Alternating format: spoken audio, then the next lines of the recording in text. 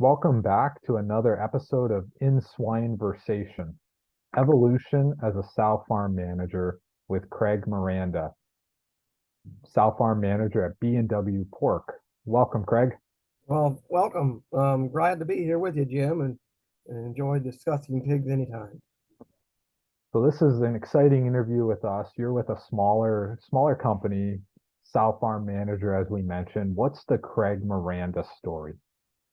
Craig Miranda's story starts back a few years ago. Was raised on a small purebred Hampshire farm. We had 100 sows and raised tobacco and grain, corn to feed the hogs. And went graduated high school in '82, back when interest rates were through the roof. And then mom and dad said the only future there was go to college and I'd go from there. So I graduated college in '87. I took a year off and worked for Isler, Durox, and Yorks in Ohio for a year. Sold feed for Purina Mills for 3 years and was a hog buyer in 1990. Started here in Indiana. That's how we got to Indiana. And in 2008, of course, when the transition of the buying stations becoming like dinosaurs and everything being bought on the telephone, I traded hog futures for Ruth Packing and bought hogs for them. And in 2008, started managing this 1,000 sow unit and still continued to buy hogs until I retired from that in 2000. I think it was 19, November 2019. So been involved in the swine industry pretty much all my life. So And the owners finish all the pigs, right? yes, the previous owners finished all the pigs, and the new owner, we just sold this unit about a year and a half ago. They finish all the pigs too, small independent. We have 1,000 mamas here at this sow unit. So, yeah. So you're an Ohio State grad. You have longevity with the company, which is now B&W. Can you explain the importance of continuity with the organization? And because there's a lot of job hoppers today, and you've been there for a while. Yeah, it's interesting in the job market that we have today. A guy could quit a job in the morning and have another one by noon, but I think it's slowing down a little bit. But I think if the key point is to find a way to make the employees feel as if they're owners. They got to take ownership somehow, and you got to create an environment where, in the freedom to allow people to make decisions and feel that they're very important and everything that they decide to do affects the bottom line down the road and allow innovativeness and people to explore and find new ways to do things, and it might end up saving you money. So I think you get that buy-in, people are more willing to stay and than being just treated, well, I'm here to stay 7, 8 hours a day and punch the clock and go home. But if you can get some buy-in, people that love pigs will fall into that real easy. So that's the key. Now, what about technology in a sow farm? How has it affected you in a good and maybe a negative way, if that's applicable?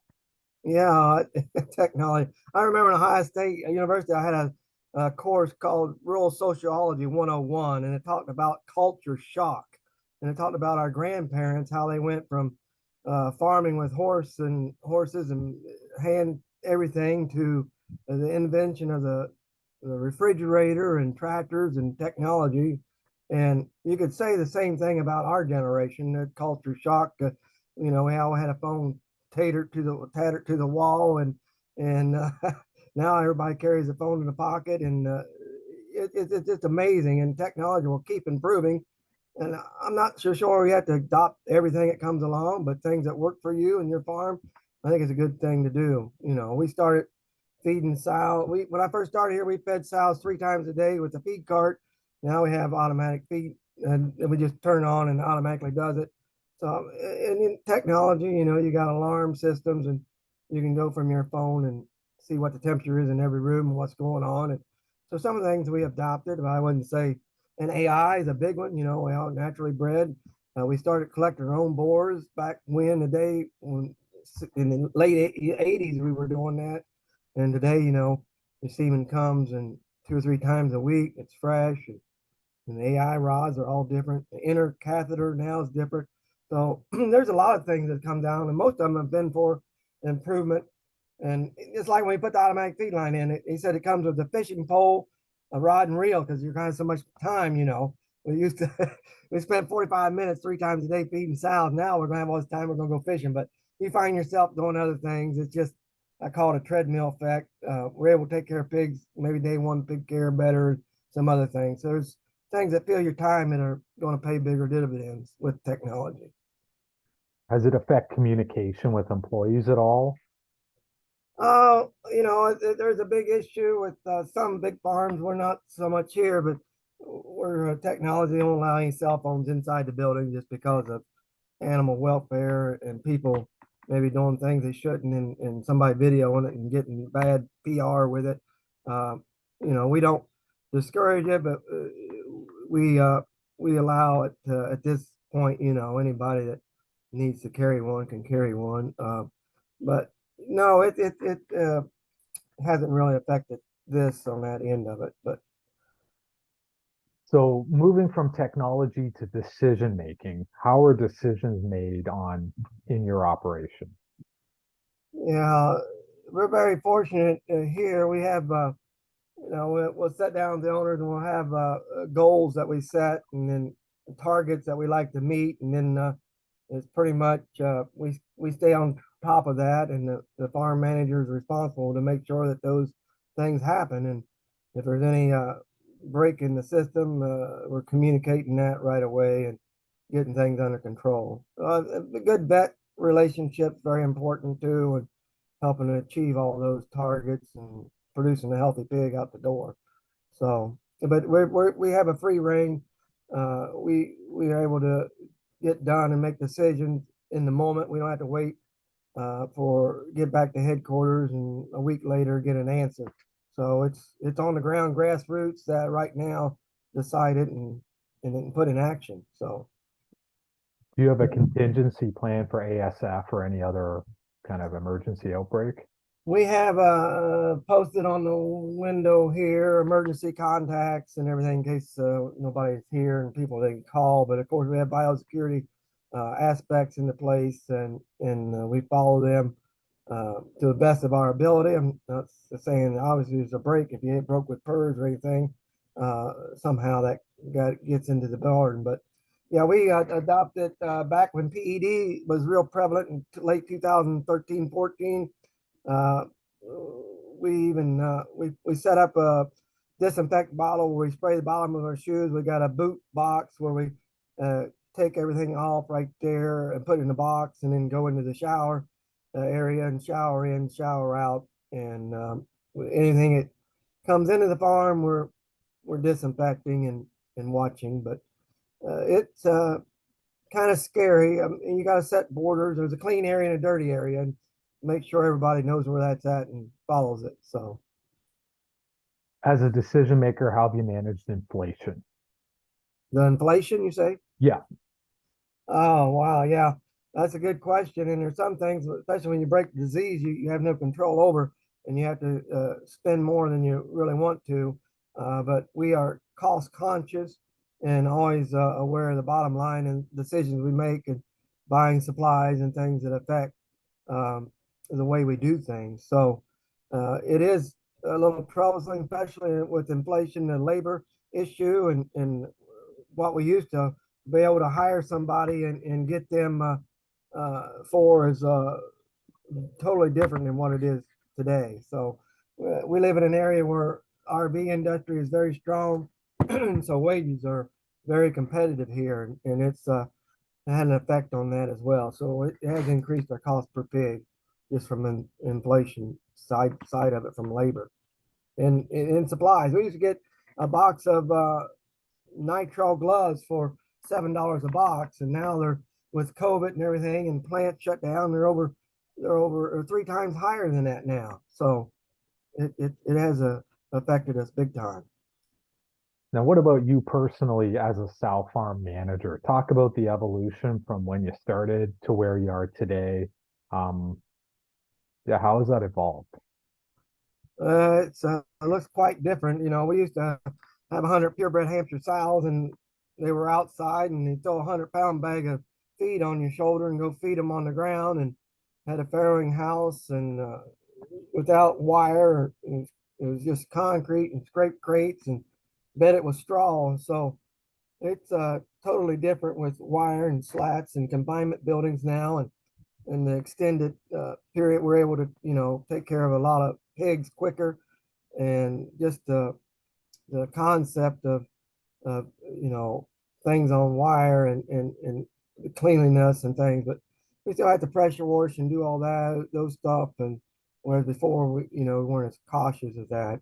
But still the same concept. A clean, dry, draft-free environment is what's best for the pigs, and we've always gone to that extreme to do the best we can for the pigs, the mom and the babies. So it's different as far as the technology that affected the way we do it. So Now, what about your top three tips for sow farm management? top three tips. Okay, very good. I say, the most important thing is with all the employees, even from the feed mill clear down to somebody pressure wash, every job is the most important job on the farm. And you got to have that feeling that it is, and you're able to do it to your best of your ability and do it as if everything counts on it, because it does down the line. And the number two is if it's worth doing, it's worth doing right. Or as your grandma might have said, haste makes waste. Or if you don't find time to do it right the first time, you will have to find time to do it again. And you could do that with, anything from processing pigs to power washing. If the crates aren't cleaned proper and the manager comes through before they load sows, well, this one, this, and this one got to be done. The corners aren't clean, and maybe pig poop here on the wall. It will have to be redone because it affects the survivability of the pig that's going, the mama and the baby's going in there. So, if it, the same way with breeding gilts, if you're in a hurry and don't do it proper in 21 days, you're going to be doing it again. So, do it right the first time and take your time and enjoy it, and allow your employees to make decisions and make mistakes. Uh, the only questions I remember messing in high school and college were the ones that I missed. I learned from those. So if you're really interested in learning, you learn from your mistakes and things that you mess up. So, but the smart people adapt to it quickly and readjust and go on down the road and make improvements. But I think that's important to allow that. So Yeah, it's how we learn. It's we make mistakes, we learn, we grow and improve from it. right. Now, what about hot takes? Can you kind of comment briefly? We'll list a few topics. We'll get your quick input on that, Craig. Some hot topics. Yeah. Yeah, so let's Seaboard and Mass Shops. They had a recent transaction, a little bit of consolidation. Right. Yeah, we've been seeing consolidation. When I started buying pigs, there was probably three or four buyers, packing plants in Ohio, and at the end there was just one Ruth Packing Company. And the same thing in Indiana. We used to have Wilson's, Worthington. Wilson's got bought out by Tyson. There was one down in southern Indiana, and it closed up. But it's continually consolidated and gotten smaller and smaller. And it is a concern because to have a free market system, you have to have many participants on both sides of the equation, many sellers and many buyers. And when we can keep continually consolidate, it makes you question as a small independent, where do I fit in?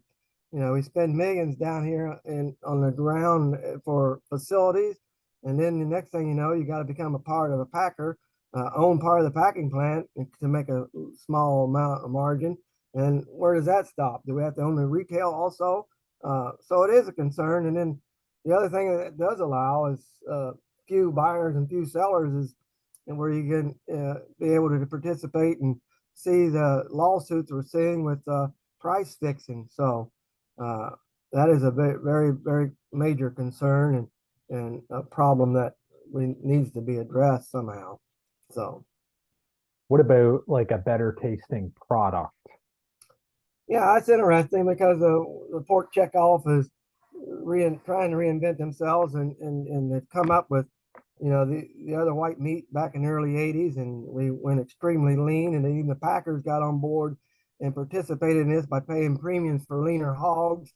And you had the fatometer, you had the ultrasound things reading back fat and loin depth, and the leaner the hogs were, the more money the hog producers made. So we extended ourselves in such a direction that I think we keep going from one extreme to the other, no matter what it seems like we're dealing with. And I think there needs to be a happy medium. We need to have some marbling in the pork product, as the highest price cuts are the ones that bacon, and bacon really was a side product we put in the freezer and got out in the summertime as a packer to get rid of when BLTs became. But it seemed like consumer found out that it was really good tasting, and the fast chains started putting it on everything from baked potatoes to your sandwiches to salads, and boy, it became a major player for a packer to recoup the cost of a pig. Now it's the bacon.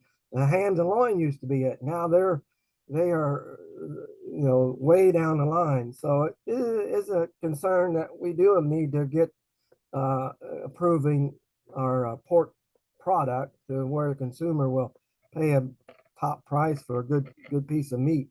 And I think we're educating them on ways to cook too, and that will help. We used to say 160, now it's 140, and so if we can do that, we're going to improve our product and the consumer enjoying it when they actually have it. So we want a good experience for the housewife and everybody involved. So it's very important that we produce a product that will continue to drive our industry. So that's our main goal: supply a wholesome product for the consumer, and it makes us feel good as producers. We've got a wholesome job here that we're providing and feeding people throughout the world. A cheap, very economical product. So we need to find ways to improve that. I know if you look at per capita consumption here in the U.S., it's pretty flat for the last 40 years. So if it wasn't for exports, I think we'd be in trouble. But Thoughts on the Wholestone project in South Dakota? yeah, that packing plant there, getting, I think it's what some things I've read is going to be able to go happen. There was some resistance there, but again, we got uh, producers buying in and going to own a packing company. I wish them well. Back in the 90s, we had feed companies doing that. I remember Freedom Mills got involved with Morel Packing, and they had hogs out too. But and then you had Illinois, the packing company there that went into, and I can't remember top of my head what that was called. Anyway, there's a lot of them that failed. So, but I think it's changed now because we have some experience, the people involved with moving the product, and that's the main thing. You got to have an outlet for your product to be able to make it successful. To be able to just say we're going to build a packing plant and kill hogs and sell the product, you find out you got another area there that you need an expert in or a foot in the door. So I And wish them well. I hope it works for them. yeah, and the butcher shop is kind of a neat concept too. Right. And you think that we have a genetics problem, Craig? Well, I've been involved with the sow farm, and things with pigs all my life, and for an industry to be in such an area where we say that a 15% sow mortality is normal is just mind-boggling and very concerning. We're used to a 4 or 5% sow mortality in a sow farm our size. That'd be one dead sow a week, and when you spiked up to 15%, it is very concerning with these rectal prolapses, or POPs they call them, and pelvic organ prolapses.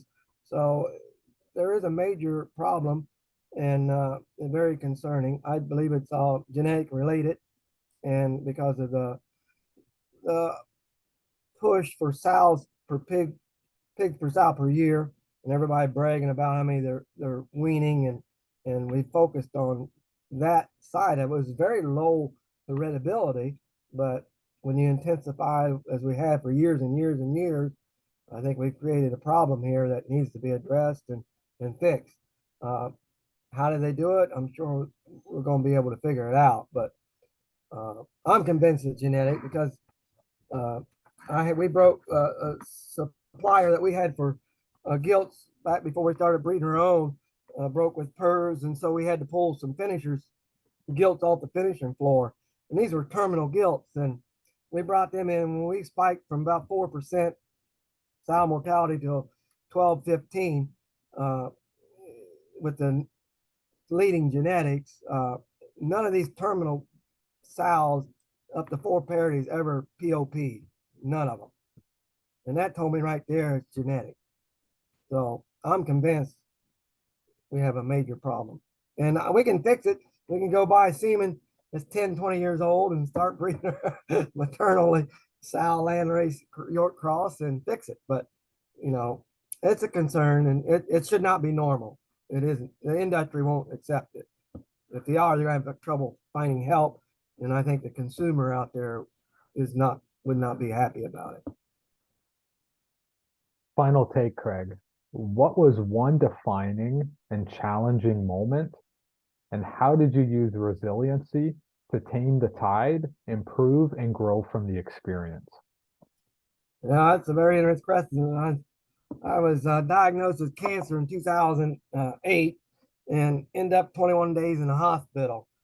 And there was days I begged just to let it all in. The pain was so bad. But through perseverance and prayer and resilience and learning to just take it one day at a time, I'm glad it didn't end.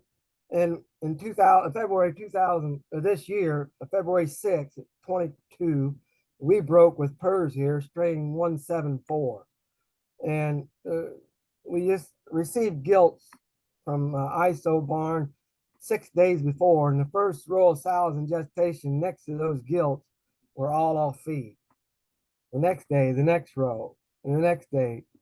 And it progressed throughout the whole farm until a day we were dragging 10 sows out a day and 20 aborts a day. And the people, the help was just devastated morally, emotionally. You know, they didn't want to come to work. How many we got to drag out today? And it was take it one day at a time. We can get through this and work our way through. And there's been fallout. Immune system challenged in these sows, and we've had to fight other issues along the way, but we did not depop and repop. We actually run June, July, August, September, PRRS free pigs out the door.